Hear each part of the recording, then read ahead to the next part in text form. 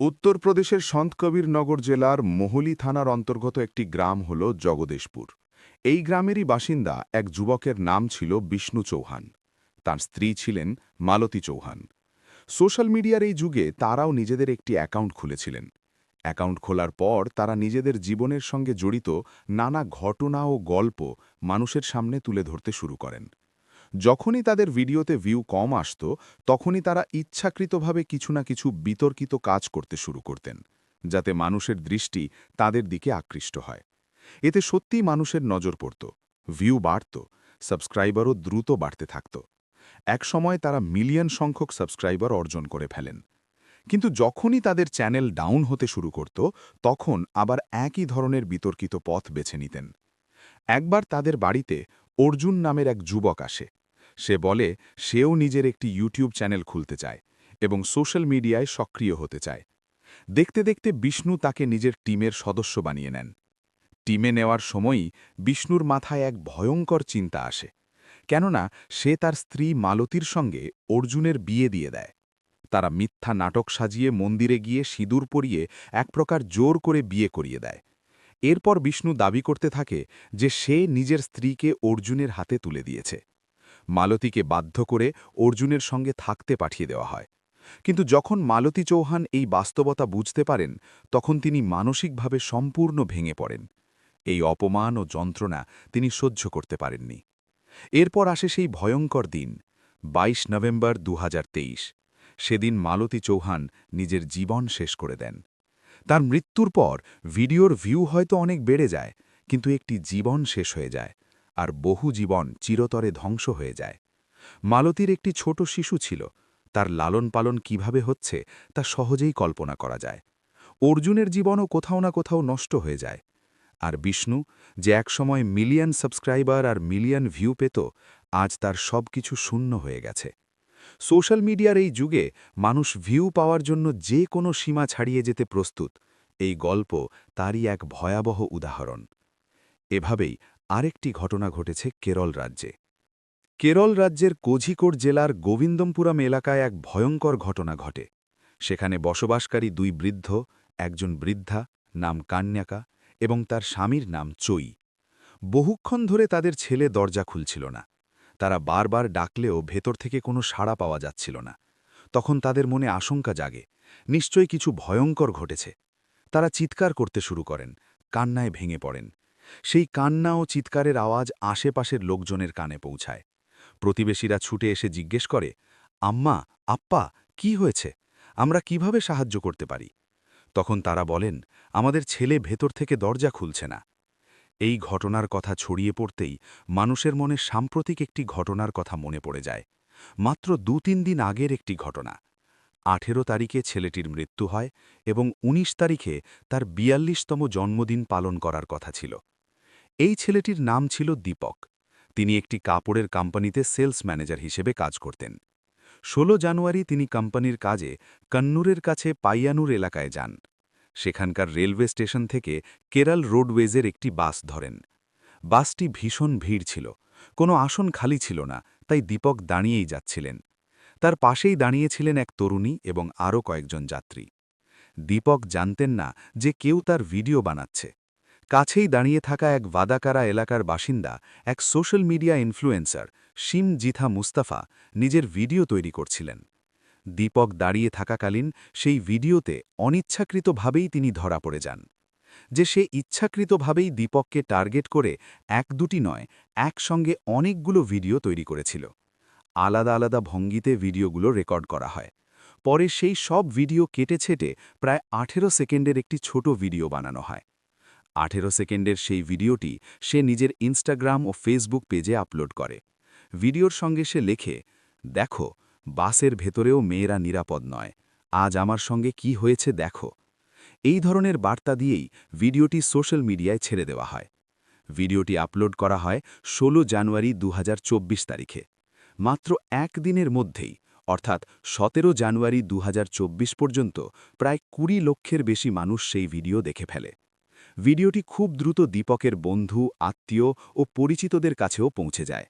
ভিডিওতে এমনভাবে দেখানো হয়েছিল যেন বারবার দীপক ওই মেয়েটিকে স্পর্শ করার চেষ্টা করছে এবং মেয়েটি নিজেকে বাঁচানোর চেষ্টা করছে। পুরো ভিডিওটি এমনভাবে এডিট করা হয়েছিল যেন বাসে মেয়েদের সঙ্গে ছেঁড়াছেড়ি হচ্ছে, এই কথাটাই প্রমাণ করা যায়। এরপর মানুষ ব্যাপক হারে কমেন্ট করতে শুরু করে এবং ধীরে ধীরে দীপককে টার্গেট করা শুরু হয়। অসংখ্য মানুষ দীপকের বিরুদ্ধে মন্তব্য করতে থাকে। দীপকের বন্ধু, আত্মীয়, পরিচিত ও আশপাশের লোকজন বারবার তাকে ফোন করে বা ভিডিও পাঠিয়ে বলতে থাকে, দীপক, তোমার ভিডিও সোশ্যাল মিডিয়ায় খুব ভাইরাল হচ্ছে, দেখো তুমি কি করেছ। বাস্তবে দীপক কিছুই করেনি, কিন্তু এমনভাবে উপস্থাপন করা হয়েছিল যেন সে ভয়ঙ্কর কিছু করে ফেলেছে। দীপক ছিল তার বাবা মায়ের একমাত্র ছেলে। পরিবারের সমস্ত দায়িত্ব তার কাঁধেই ছিল। বৃদ্ধ বাবা মা, স্ত্রী সবাই তার উপর নির্ভরশীল ছিল। 17 জানুয়ারি 2026 সেই রাতটিতে সে একাই নিজের ঘরে চলে যায়। যদিও তার বন্ধু ও পরিচিতরা বারবার তাকে বোঝানোর চেষ্টা করেছিল যে এটা তোমার দোষ নয়, অনেক মানুষ তোমার পাশে আছে, এত চিন্তা করার দরকার নেই। কিন্তু মানসিক চাপে দীপক সম্পূর্ণ ভেঙে পড়ে। পরদিন সকালে যখন সবার চোখ খোলে, তার বাবা মায়ের চোখ খোলে, তখন দীপকের চোখ চিরতরে বন্ধ হয়ে যায়। এরপর পরিস্থিতি পাল্টাতে শুরু করে। মানুষ উল্টো দিকে কমেন্ট করতে শুরু করে এবং সেই মেয়েটিকেই টার্গেট করা শুরু হয়।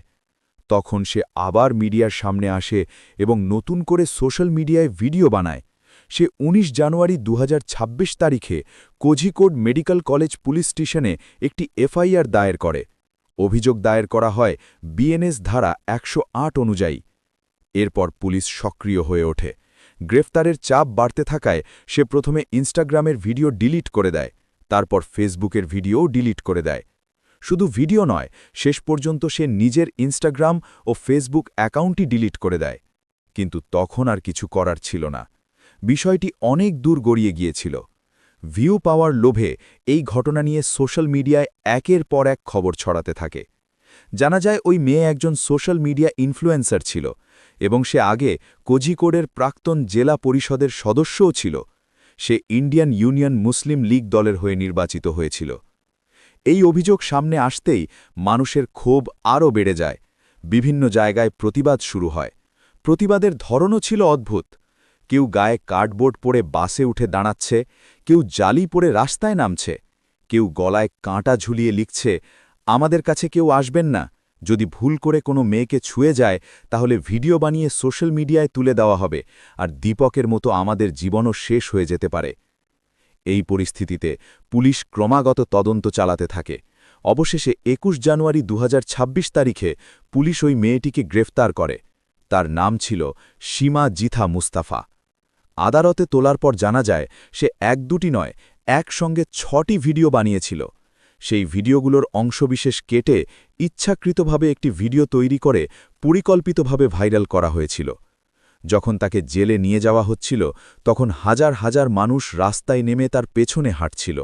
সবার একটাই বার্তা ছিল, এই ধরনের মানুষের সঙ্গে এমনটাই হওয়া উচিত, আমরা দীপকের পাশে আছি। মার্কেটিং এক্সিকিউটিভ আসগার আলী বলেন, দীপক আমার খুব ঘনিষ্ঠ বন্ধু ছিল। আমি নিজে তাকে ফোন করে বলেছিলাম দুশ্চিন্তার কোনো কারণ নেই।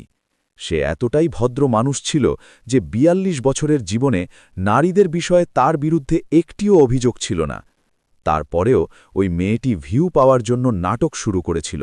শুধু একবার নয়, নিজের বক্তব্যকে জোরালো করতে সে আবারও ভিডিও বানিয়েছিল, যেন প্রমাণ করা যায় সে ভুল নয়, ভুল দীপকেরই।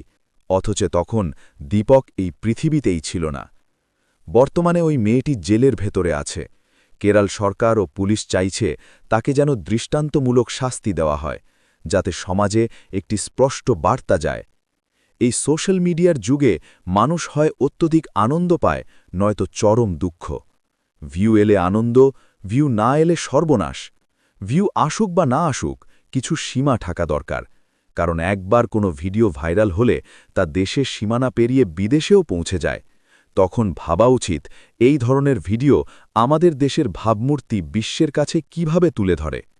সোশ্যাল মিডিয়া আজ আমাদের জীবনের অবিচ্ছেদ্য অংশ। এটি যেমন মানুষের কণ্ঠস্বর হতে পারে, তেমনি ভুল ব্যবহার হলে কারো পুরো জীবন ধ্বংস করে দিতে পারে। ভিউ, লাইক আর ফলোয়ারের লোভে সত্যকে বিকৃত করা বা কাউকে ইচ্ছাকৃতভাবে অপমান করা কখনোই গ্রহণযোগ্য নয়। একটি কাটাছেঁড়া ভিডিও, একটি ভুল অভিযোগ, এই ছোট মনে হওয়া কাজগুলো কারো সম্মান, পরিবার এবং ভবিষ্যৎ চিরতরে নষ্ট করে দিতে পারে। আইনের চোখে যেমন অপরাধের শাস্তি আছে, তেমনি মানুষের বিবেকের কাছেও এর জবাব দিতে হয়। আমাদের মনে রাখতে হবে, অনলাইন দায়িত্বশীলতা অফলাইনের মতোই গুরুত্বপূর্ণ। প্রমাণ ছাড়া কাউকে দোষী করা অন্যায়। ভিউয়ের চেয়ে মানুষের জীবন অনেক বেশি মূল্যবান। সোশ্যাল মিডিয়া ব্যবহার হোক সচেতনতা, সত্য ও মানবিকতার জন্য, না যে কারো জীবনের বিনিময়ে প্রচারতা অর্জনের হাতিয়ার হিসেবে। একটি ভুল পোস্ট